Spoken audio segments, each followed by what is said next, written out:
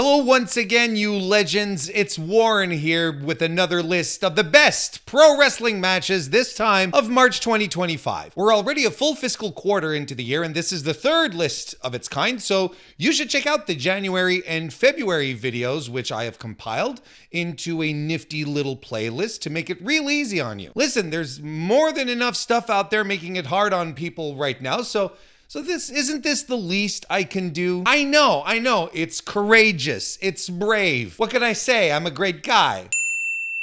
Anyway, we have a hefty palette of matches to get to, but before we do, like this thing and subscribe to the other thing, and let's all move on and do the thing. As you probably expect, there's going to be quite a few AEW Revolution matches on this list, so brace yourselves. In fact, let's start with Toni Storm successfully retaining the AEW Women's World Championship against Mariah May in the Hollywood ending match at Revolution. I love this match. From the moment it started, they went hard and it never let up. You know how some matches get hyped up as being personal grudge matches, only for them to start up with a standard collar and elbow tie-up? Well, if that had happened here, I would have thrown something at the wall. Then it would have made a hole. Then I would have called the guy to repair it. And then I would have thrown something at the guy who came to repair it. Mariah May wasn't having any of that. It didn't happen. Everyone's safe. Walls, repair guys, everything's cool. Mariah attacked Toni Storm, in fact, before she even made it to the ring, meeting her at the top of the ramp. Not even 2 minutes in, and Toni Storm is powerbombing Mariah May off the stage through a table. And at that point, it was clear they weren't holding back. I had been worried beforehand whether this match would live up to its promised level of violence. AEW has set a high bar for grudge matches with past feuds, and with all the blood, the chaos, and the murder, they teased anything less than this level of brutality would have been a letdown. Once they made it to the ring, the blood started flowing. A lot of blood. Toni Storm, in particular, seemed surprised at how much she was bleeding. A real deal high Muda scale crimson mask. Then they escalated things even further, going all Taipei deathmatch on each other and champagne bottles being smashed into sensitive areas. It was pure violent mayhem packed with callbacks to their entire feud. And finally, after pulling out all the stops, Toni hits the Storm Zero on a table at the top of the ramp to bring the match to an emphatic and satisfying conclusion. They kicked out of finishers. They kept escalating. This was a story that needed a match this wild and unhinged. I cheered. I was squealing. I adored it. 5 stars easily. Now, looking back on the build to this match, I'll admit, I wasn't always invested, all right? The Toni Storm, Mariah May dynamic really didn't click with me. I wasn't a fan of Toni's over-the-top gimmick when it felt like it was holding her back from wrestling. She's one of the best women's wrestlers in the world, and I just wanted to see her go all out. And as for Mariah May's title reign, well, it never quite worked for me. She clearly thrives when working with Toni, but on her own, something was missing. That said, even if the execution of the feud wasn't perfect for me, the story itself worked, and the match paid off everything in spectacular, violent fashion. So much vitriol and hatred was built, it couldn't have gone any other way. It reminded me of Kevin Owens versus Sami Zayn at Elimination Chamber 2025, except that match didn't live up to its hype. They built it up as a personal grudge match for the ages, only for it to be a tame, forgettable WWE plunder match. But Toni and Mariah, they set a high bar and they cleared it. One of the best moments of the night, not just the match, of the night, was that overhead shot of Toni Storm lying flat on her back, covered in debris and blood. Man, it was a terrific shot. Great job.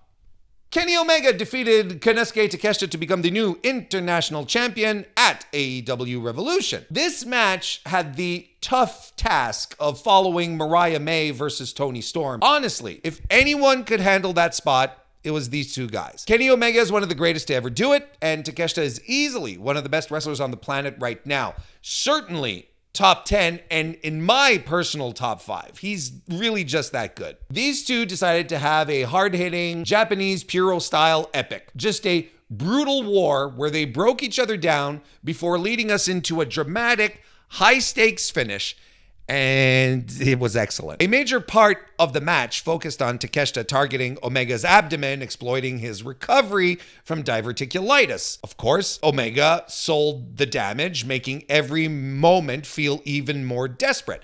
At one point, Takeshita slammed Omega stomach first on the side of a table, and it's just one of these moments where you're just thinking, Kenny, what the hell are you doing? But that's pro wrestling. He's okay, we're okay, everyone's okay. This was a gritty, physical match with heavy strikes, big power moves, stuffed pile drivers, poison ranas, just an all-out war. During the match, Don Callis tried to get involved, but it backfired hilariously. Earlier in the match, Takeshita distracted the ref. Callis went after Omega and punched him so hard that he hurt his own hand. By the end of the match, when he tried to interfere again, he couldn't hang on to Omega's leg because his hand was in too much pain. It was a nice little touch of storytelling. I liked it. The final sequence saw Takeshita escaping from the one-winged angel, leading to a rapid-fire series of roll-ups. Omega managed to catch Takeshita in a flash pin and score the victory. I love this match. Omega is an all-timer, and Takeshita is simply phenomenal, incapable of not having incredible matches like this one, which I am slapping 4 3/4 stars on. A fantastic war with a beautiful crescendo. Absolutely my kind of pro wrestling. Let's hop away from Revolution for a second to talk about the 30 minutes of fight, the Sareee versus Shuri match at the Sareeism 7 show on March 10 was. How's that for a sentence? Saree's run since returning to Japan has been fascinating, really. She never really had the big run in any of the major Joshi promotions. Then she took that weird detour to WWE where they did absolutely nothing with her. Now she's running her own shows and not so quietly putting together some of the best women's matches in the world. This one with Shuri was easily one of those. This was a fight. Brutal, gritty, stiff as hell. Not just bombs for bombs' sake either. There was clear strategy here, especially from Sareee, targeting Shuri's legs to take away her kicking game. But one of my favorite moments came when Shuri trapped Sareee in a submission, just stretching her terribly. And I am not exaggerating. When I say Sareee was trapped, this was a slow, grinding, miserable crawl for Sareee toward freedom. You could feel every second of her struggling, inching her way out. And the longer it went, the more unbearable it got. The drama was off the charts. By the time Sareee finally escaped, I legit let out a big exhale, like I had been holding my breath the entire time. It's just perfect pro wrestling tension. Still, those last 10 minutes were utter chaos in the best way. Two world-class wrestlers just throwing everything at each other, both refusing to stay down, clawing towards a draw that actually felt earned. If you're gonna do a time limit finish, which is what happened, this is how you do it. A lesser pairing could have made this feel like a slog, but these two made it feel like a war. And let's talk about Shuri for a second. She was Stardom's ace just 2 years ago. Held the red belt for a full year, and now she's mostly stuck in mid-card multi-women tags. And I can only wonder why. Why? Maybe someone over there got hit in the head too hard. But in this match, she reminded everyone exactly who the hell she is. Sareee keeps proving that she is one of the most compelling wrestlers on the planet right now. And Shuri, when she's allowed to actually wrestle, still delivers at an elite level. More of this, please. 4 3/4 stars, rematch on the way. Oh, I can't wait. Next up, let's talk about Will Osprey versus Kyle Fletcher in the steel cage at, once again, AEW Revolution. Right from the start, this match had a killer visual. Both guys perched on top of the cage, just staring each other down. What a shot. And beyond looking cool, this match had all the violence. It kicked off with Osprey attempting one of his signature handstand flips only for his foot to hit the cage. And it was such a small but smart touch, showing that the very structure of the match was a disadvantage for him. Osprey bled first after getting lawn darted into the cage, and when Osprey bleeds, man, he bleeds. His white eyes against the red blood dripping down his face, busting out the old Cactus Jack bang bang, you know. That was fantastic. Eventually, Fletcher got busted open too, and at one point, he was grinding Will's forehead against the cage like a cheese grater. And that's what a cage match should be, using the structure as a cheese grater, a weapon. Should be using it as a weapon, not just as a backdrop, is what I'm trying to say. Fletcher took things to another level with the brainbuster onto a standing chair, and then this was insane. He took a Styles Clash onto thumbtacks. I don't think I've ever seen that before. It was disgusting in the best way possible. And I'm just sitting here thinking, imagine having thumbtacks jammed into your dick and scrot. No, thank you. Then, of course, there was the Spanish fly off the top of the cage, absolutely terrifying. And soon after, Fletcher, completely spent, just kept screaming at Osprey, I hate you, I fucking hate you, before Osprey hit a hidden blade and then the Tiger Driver 91 to put him away. The match contained one of my biggest gripes in wrestling today, and that's people breaking into steel cages. The whole point of a cage match is to keep people out. But nope. Mark Davis, shows up with bolt cutters, cuts the chains, and in he goes. It just makes the stipulation meaningless. And this isn't just an AEW thing. Everyone does it now. But it's frustrating. Nonetheless, overall, an amazing match. Phenomenal. 4.5 stars out of 5. Hey kid, you want to see another match from Revolution? Wow, another one. So many of these AEW Revolution matches on this list. You'd swear I'm being paid off. Swerve Strickland beat Ricochet to become the #1 contender for the AEW World Championship in another great match. The whole storyline with Ricochet stealing Nana's robe just added to the right amount of story, but the real star of the show was the in-ring action. Oh, brother, that's such a corny line, but nonetheless true.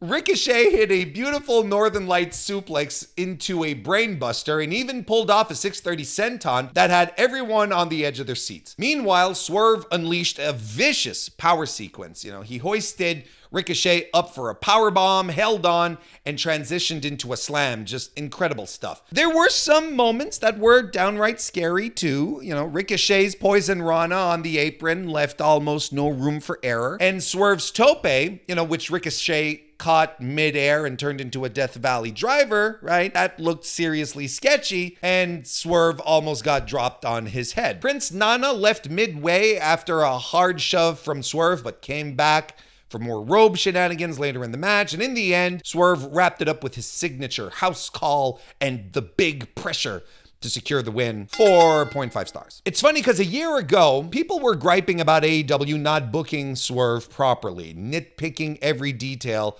of his championship presentation and his championship run. Now, every time the guy steps on TV, he feels like a star. Tony Khan really nailed it with this one, but Swerve also grew into the role as well. Oh, and shout out to Leslie Jones, who was in the crowd, who was losing her mind for Swerve throughout, right? And, can you blame her? Jun Kasai got the win over Masashi Takeda and El Desperado in an absolutely insane death match on March 10 at the Barb Sasky Refereeing Life 25th Anniversary Crazy Fest show. That's not a run-on sentence. That's the name of the show. We'll call it Crazy Fest for short. Now, I'm not the biggest deathmatch guy, but I do have a rule. If you put legit good wrestlers in that environment, you're going to get something special. And that's exactly what happened here. This was a well-structured, smartly executed pro wrestling match that just so happened to involve glass panes and scissors and barbed wire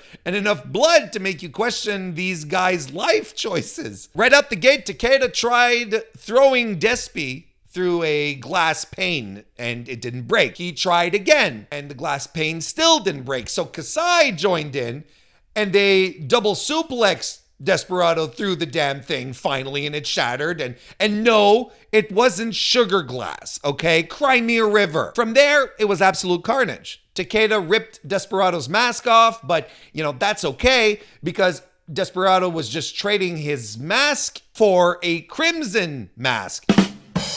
He was bleeding so much, he broke the Muda scale. We're in carry territory here. There's some pics out there of him where he looks like a true to form demon. Then came the fork board, because why not? Teada hit a Spanish fly onto it, and El Desperado just kept taking all the offense. Light tubes, skewers, barbed wire, everything. I mean it. But here's what took this match to another level. After burning through every weapon, they transitioned to wrestling. They realized nothing had finished the job. None of the weapons were getting the job done. So they just started hitting each other with big moves, and it worked. The crowd got louder, the drama built, and it became a great match of the year, not just a great death match. This was the real good stuff. Violent, brutal, but gripping and dramatic. 4.5 stars for me. And listen, if you're someone who doesn't typically watch death matches but is curious about them, this is a fantastic entry point. It's got all the wild spectacle while still rooted in great wrestling and storytelling. Set your standard high and dive in with this one here. Tom Nakano and Saya Kamatani delivered a hell of a match for the World of Stardom title on March 3rd at the Stardom Nighter in Korakuen show. And it wasn't just for the title, Tom Nakano's career was also on the line. So big time stakes for this match, which was intense, hard-hitting, and emotional, with Tom's chemistry with Saya on full display in this 25-minute roller coaster. Strikes galore was the centerpiece of this match as they both threw vicious shots at each other. Tom goes flying to the outside with a crossbody. Saya lands an incredible apron Hurricane Rana, and they're just dumping each other with suplexes and drivers. Tom is bleeding from the mouth because of all the harshness. And then the interference started. Hate made sure to insert themselves into the match, and the Cosmic Angels needed to respond in kind. And while I get that the whole point was to emphasize how much Tom's career meant to both her allies and her enemies, it took a lot of the focus away from the actual match. With the skull kick, Kamatani pins Nakano to put a pin in her career. See what I did there? So the emotions start to take over. The tears start to pour at the thought of the end of a woman's career. But oh wait, in the post-match, they just turned things around and set a rematch for April.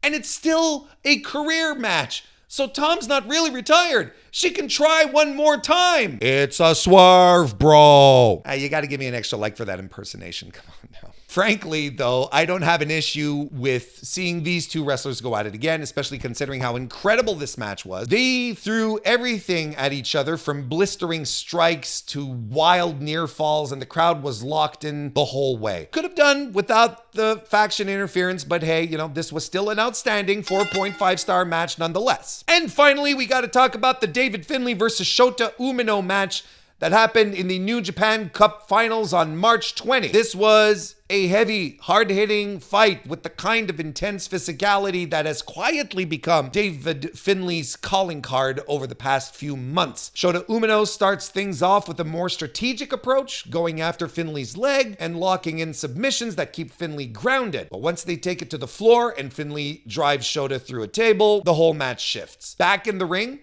it becomes a test of endurance and toughness. They start chucking suplexes and power bombs like they're trying to break each other in half. Then Shota hits this absolutely picture-perfect jumping knee to counter a spear, kicking off a terrific final stretch. From there, it's all struggle and desperation, both of them throwing everything they've got until Finley finally lands the overkill to steal it. This was easily the standout match of the entire tournament, a gritty high-stakes clash between two guys whose careers seem to have some parallels in regards to fan acceptance. Finley, to me anyway, has really turned a corner since last year's G1. He's on another level right now. Shota is still a question mark in a lot of ways, but this was the most fire and focus I've seen from him in a long, long time. New Japan clearly sees something in him, and they're going to push him, whether we're ready or not. If he can tap into this version of himself consistently, that push might actually start to make sense. Finley versus Umino delivered in every way a final should,